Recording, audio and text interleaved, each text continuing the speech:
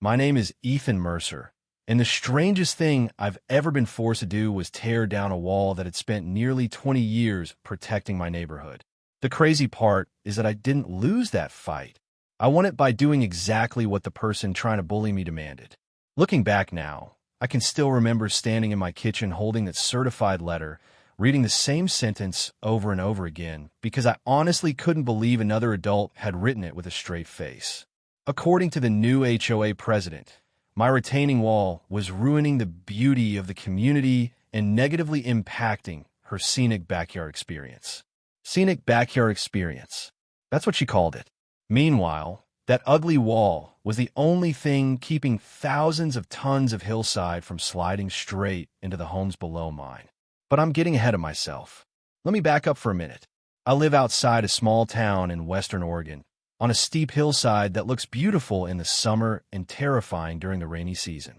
I've been there for over 2 decades, long enough to raise my daughter there, long enough to know every tree on the property, long enough to remember when most of the houses on our street didn't even exist. Back in 2004, when I bought the place, the previous owner warned me about one thing. He said, "The view is amazing, but that hill likes to move." At first I thought he was joking. Then my first winter arrived. Rain came down for days at a time. The ground stayed soaked for weeks. Small mudslides appeared along the slope. Nothing catastrophic, but enough to convince me I needed to do something before nature decided to make the decision for me. So I hired an engineer. I pulled permits. I spent money I really didn't have at the time. And together we built a massive timber retaining wall along the edge of my property. Was it pretty? Not even close. It looked like something a railroad company abandoned 50 years ago. But it worked. Year after year, that wall held firm. My yard stayed stable. The homes below stayed dry. Nobody complained. In fact, some of the neighbors occasionally thanked me because they knew exactly what that wall was doing. Then everything changed when Vanessa Hart arrived. Vanessa moved into the neighborhood in the spring of last year. She came from Seattle, bought one of the most expensive houses on the lower part of the hill, and within a few months somehow became HOA president. To be fair, she was smart, very polished, very confident, the kind of person who walked into a room already acting like she owned it. She redesigned her backyard almost immediately. New patio, new landscaping, new outdoor kitchen, and the centerpiece was a luxury infinity-edge pool that overlooked the valley below. I remember seeing contractors working down there all summer. They probably spent more on that backyard than I spent on my entire house 20 years ago. At first, we got along fine. We'd wave when passing each other, exchange polite small talk. Nothing unusual. Then one afternoon, she stopped by while I was trimming shrubs near the driveway. She stood there looking past me toward the retaining wall. "You know," she said, "that thing really is an eyesore."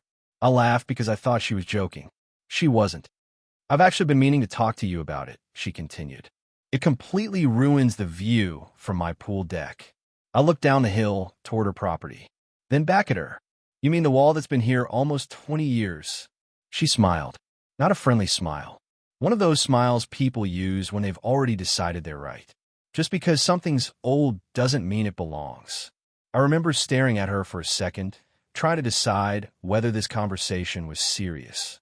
Then she thanked me for my time and walked away. A week later, the certified letter arrived. The HOA claimed my retaining wall violated updated community appearance standards. According to the letter, I had 30 days to remove it and replace it with decorative stonework approved by the board. Failure to comply would result in daily fines. I read the letter twice, then 3 times. Then I drove straight to the county office. By the end of that week, I had copies of my original survey, construction permits, engineering approvals, inspection records, everything. Every piece of documentation confirmed the same thing. The wall sat entirely on my property and had been legally built. That should have ended the argument. It didn't. Vanessa wasn't interested in permits. She wasn't interested in engineering. She was interested in her view. So I hired a geotechnical engineer to evaluate the slope. The inspection cost me several $1,000s, but I wanted facts, not opinions. 2 weeks later, the report arrived. I'll never forget reading the conclusion. The engineer stated that removal of the retaining structure would significantly increase the probability of slope failure during seasonal rainfall events. In plain English, take away the wall and eventually the hill comes down. I mailed a copy of that report to Vanessa along with a letter of my own. I wasn't threatening her. I wasn't arguing. I was simply documenting the risk. I explained exactly what the engineer had found. I explained why the wall existed. And I explained what could happen if it was removed. A few days later, her attorney responded. The message was short. The HOA acknowledged receiving my concerns, but maintained its demand that the wall be removed to satisfy community standards. I showed the letter to my attorney. He read it once, leaned back in his chair, and started laughing. Not a little chuckle either. Full-on laughing. What's so funny? I asked. He slid the letter back across the desk. Ethan, he said, sometimes the smartest thing you can do is stop protecting people from the consequences of their own decisions. I wasn't sure what he meant at the time, but over the next few minutes, he explained a strategy that would change everything. And when I walked out of that office, I realized this fight was about to go in a direction Vanessa Hart never saw coming. For the next several weeks, I did exactly what my attorney told me to do. I stayed calm. I stayed polite. And most importantly, I kept everything in writing. Every email, every letter, every conversation summary. If Vanessa called, I followed up with an email. If the HOA sent a notice, I saved 3 copies. I wasn't building a case anymore. The case was already built. I was simply documenting what happened next. Looking back, I think part of me still hoped someone on the board would come to their senses. Surely somebody would look at the engineering report and realize this wasn't about landscaping. This wasn't about aesthetics. It was about gravity. Gravity doesn't care about HOA bylaws. It doesn't care about property values or design standards. Gravity wins every argument eventually. Unfortunately, common sense was in short supply that summer. At the next HOA meeting I attended in person, I brought copies of the engineer's report for every board member. Vanessa barely glanced at hers. One board member actually seemed concerned and asked whether removing the wall could create drainage problems. Before I could answer, Vanessa jumped in. We're discussing visual compliance, not hypothetical scenarios. Hypothetical scenarios. That phrase stuck with me, because there was nothing hypothetical about the report sitting right in front of her. The engineer had spent 20 pages explaining exactly what could happen. But by that point, I could tell Vanessa had become emotionally invested. This wasn't really about the wall anymore. It was about authority. She had made a demand, and now she needed me to obey it. The meeting ended with the board reaffirming the removal order. As people filed out, one older neighbor named Frank quietly pulled me aside. Frank had lived on the hill almost as long as I had. He looked worried. "You really going to take it down?" he asked. "If they keep insisting." He shook his head slowly. "This isn't going to end well." Neither of us knew how right he was. A few days later, my attorney called. "Did they put the final demand in writing?" "Yes." Good. I asked. "You keep saying that like it's good news." "Trust me," he said. "Now, they own the decision." That sentence stayed in my head. They own the decision. Not me. Them. By early September, the paperwork was complete. The HOA's official position was crystal clear. Remove the wall. Comply within 30 days. No exceptions. No compromise. So that's exactly what I prepared to do. On a cool Thursday morning, I rented an excavator and scheduled a crew. The sky was clear. The air smelled like cedar and dry grass. Oregon always has those beautiful days right before the rainy season arrives, almost like nature giving everyone one last warning. My daughter called that morning after hearing what I was doing. "Dad, are you serious?" she asked. "You know what's going to happen." "I know." "Then why are you doing it?" I thought about that for a second. Because sometimes people need to learn the difference between seeing a problem and understanding it. She was quiet for a moment. Then she laughed. That's the most dad answer I've ever heard. By 8 o'clock, the excavator was running. The first timber came out easier than I expected. Then another. Then another. Piece by piece, the structure disappeared. Neighbors started gathering. Some watched from driveways. Others stood on decks. A few came over and asked questions. Most already knew the story. Nobody looked excited. Mostly they looked nervous. Around lunchtime, I noticed Vanessa standing on her elevated patio beside her pool. She was holding a glass of white, whined despite it being barely noon. She looked absolutely delighted. Every time another section of wall came down, I could see her smiling. Eventually, our eyes met across the slope. She lifted her glass in a little toast. I actually laughed. Then I waved. She waved back. It felt surreal, like two people standing on opposite sides of a bridge that neither realizes is collapsing. By late afternoon, the wall was gone. Nearly 20 years of protection removed in a single day. I stood there looking at the exposed hillside. Without the retaining structure, the soil looked vulnerable, loose, uncomfortable, like it knew something bad was coming. The geotechnical report replayed in my head. Increased probability of slope failure during seasonal rainfall events. Not if, not maybe, increased probability. The crew packed up and left. I went inside, made dinner, watched television, try not to think about it. A week passed, then another. The first storms arrived earlier than expected. Rain hammered the hillside day and night. Water flowed through drainage channels. The ground became saturated. Every morning I walked outside and looked down the slope. At first, everything seemed fine. Then I started noticing small changes. Tiny cracks forming in the soil. Areas that looked slightly lower than before. Nothing dramatic, just warning signs. The kind professionals notice and everyone else ignores. Meanwhile, Vanessa seemed happier than ever. I saw photos online of parties beside her pool, sunset gatherings, wine nights, friends posing for pictures with the valley view behind them. The view she had fought so hard to improve. Then came the storm. Even now, I can remember the sound of that rain. 48 straight hours of relentless downpour. It wasn't rain anymore. It felt like the sky was emptying entire rivers onto the hillside. By the second night, I couldn't sleep. Around 2 in the morning, I was sitting in my living room listening to the weather when I heard something that instantly made my stomach drop. At first it sounded distant, a low rumble. Then it grew louder, deeper, longer, like a freight train moving underground. I knew exactly what it was before I reached the window. The hillside had started moving.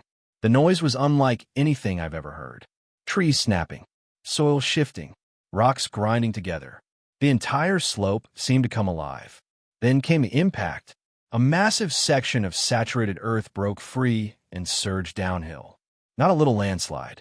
A wall of mud, debris, and water. Hundreds of tons of it. In the darkness, I could hear people screaming. Lights switched on throughout the neighborhood. Car alarms started blaring. The earth kept moving.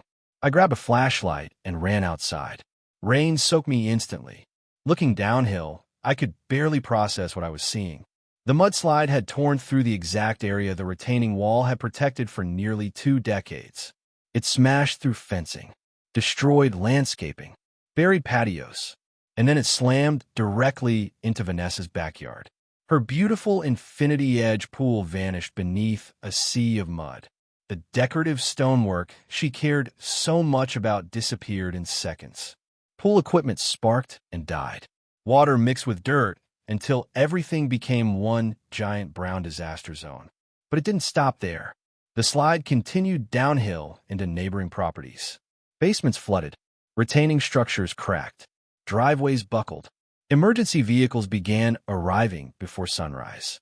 By morning, the entire neighborhood looked like a disaster movie set. Insurance adjusters showed up. Engineers showed up. County officials showed up. News crews even appeared for a few hours. Everyone asked the same question. How did this happen? And every answer led back to the same missing structure. The wall. Around noon, my phone exploded with calls. Neighbors. Insurance companies. HOA members. Then finally Vanessa. The second I answered, she started screaming. Not talking. Screaming. Accusing me of destroying her property. Accusing me of negligence. Accusing me of setting the whole thing up somehow. I waited until she finished. Then I calmly asked one question. Do you still have the engineer's report I sent you? Silence. Just for a second. Then more yelling. I asked another question. Do you still have the HOA removal order? More silence. Longer this time. Because deep down she already knew what every lawyer, every engineer, and every insurance investigator was about to discover. The disaster wasn't caused by ignoring a warning. It was caused by ignoring all of them. And over the next few days, That realization would change everything. The week after the landslide felt like watching a slow-motion train wreck that everyone could see coming except the person standing on the tracks. Engineers spent days inspecting the hillside. Insurance investigators interviewed homeowners. County officials reviewed permits and historical records. And with every new report that landed on someone's desk, the picture became clearer. The retaining wall hadn't caused the problem. The absence of the retaining wall had caused the problem. Suddenly, all those documents I'd spent months collecting became the most important papers in the neighborhood. The original permits, the engineering approvals, the geotechnical report, the letters I'd sent, the written warnings, the HOA's removal demands. Every piece fit together like a puzzle nobody wanted to complete. A few days after the slide, my attorney called me and said something I'll never forget. "Congratulations," he said. "You're probably the least worried person involved in this entire mess." He wasn't wrong. I felt bad for the families dealing with damaged homes. I genuinely did. Most of them hadn't done anything wrong. But as for the legal situation itself, I wasn't worried. I'd spent months trying to prevent exactly what happened. You can only warn people so many times before responsibility changes hands. Then came the emergency HOA meeting. To this day, I wish somebody had recorded it. The room was packed. Homeowners filled every chair and lined the walls. The atmosphere felt completely different from the meetings Vanessa used to run. Back then, she'd walk in like a CEO addressing employees. This time, she looked exhausted, pale, nervous, defensive. People wanted answers. One homeowner stood up and asked why the board ignored the engineering report. Another asked why expert recommendations had been dismissed. Someone else demanded to know who would pay for the damages. Every question pushed the conversation in the same direction, toward accountability. Vanessa tried defending herself at first. She claimed she relied on HOA authority. She claimed she acted in the community's best interests. She claimed nobody could have predicted the landslide. That's when one of the county engineers cleared his throat and calmly explained that multiple predictions had, in fact, been provided in writing before the wall was removed. You could have heard a pin drop. For the first time since this entire nightmare began, Vanessa didn't have a response. The confidence was gone. The certainty was gone. All that remained was the reality she'd spent months trying to avoid. A few days later, my attorney sent a proposal to the HOA board. It wasn't revenge. It wasn't punishment. It was a solution. I would rebuild the retaining wall immediately using updated engineering specifications. I would stabilize the hillside before winter worsened the damage. I would coordinate inspections and long-term maintenance. But there was one condition. The HOA would cover the full cost. Every dollar. The board reviewed the proposal during a closed session. Frank later told me the debate lasted less than 30 minutes. They didn't have many options. The wall had protected the slope for years. The engineering evidence was overwhelming. The neighborhood needed the structure rebuilt as quickly as possible. Eventually, they approved everything. Construction started before the end of the month. Watching that wall go back up was strangely satisfying. Not because I enjoyed being right. Honestly, being right had become expensive for everyone involved. What satisfied me was seeing practicality finally defeat ego. Board members who once criticized the wall now thanked me for rebuilding it. Neighbors who barely spoke to me before stopped by to ask questions and share updates. Even county inspectors seemed relieved that common sense had finally entered the conversation. As for Vanessa, she lasted less than a month after the landslide. The pressure became too much. Homeowners were angry. Insurance claims kept growing. Legal consultations were happening all over the neighborhood. Eventually, she submitted her resignation as HOA president. No dramatic speech. No formulácement. Just a resignation letter and silence. I heard she stopped attending meetings entirely after that. The last time I saw her was several months later. I was inspecting drainage channels near the rebuilt wall when she walked past with her dog. For a moment, I thought she might ignore me. Instead, she stopped. We stood there awkwardly for a few seconds. Then she looked at the wall. The same wall she'd fought so hard to remove. "It's still ugly," she said. I laughed. I honestly couldn't help it. "Yeah," I replied. It really is. For the first time ever, she laughed too. Not much, just a little. Then she shook her head and continued walking. That was the entire conversation. No apology, no argument, no excuses. Just two people standing beside a wall that had already settled the debate. Today, the hillside is stable again. The homes below are protected. Life has mostly returned to normal. Every now and then, a new resident moves into the neighborhood and asks why that old timber wall looks so out of place compared to everything else. The longtime neighbors usually smile before explaining the story. And every single time, the lesson remains the same. Sometimes the thing that looks ugly is the thing doing the most important work. Sometimes experience matters more than appearances. And sometimes the most dangerous kind of ignorance isn't not knowing something. It's believing you know better than the people who do. Looking back, I don't think this was ever really a fight about landscaping. It wasn't about architecture. It wasn't even about property values. It was about what happens when authority becomes more important than wisdom, when pride becomes more important than listening, when someone becomes so focused on controlling a situation that they stop trying to understand it. The wall survived that lesson. The hillside survived that lesson. The neighborhood survived that lesson. The question is whether the people involved did. And that's where I'd love to hear your opinion. If you had been in my position, would you have fought harder to stop the wall from being removed, even after the warnings were ignored? Or would you have done exactly what I did and let people live with the consequences of a decision they insisted on making? Let me know down in the comments, because I've seen people argue both sides of this story for years, and honestly, I'm still curious where most people draw the line between helping someone and protecting them from themselves.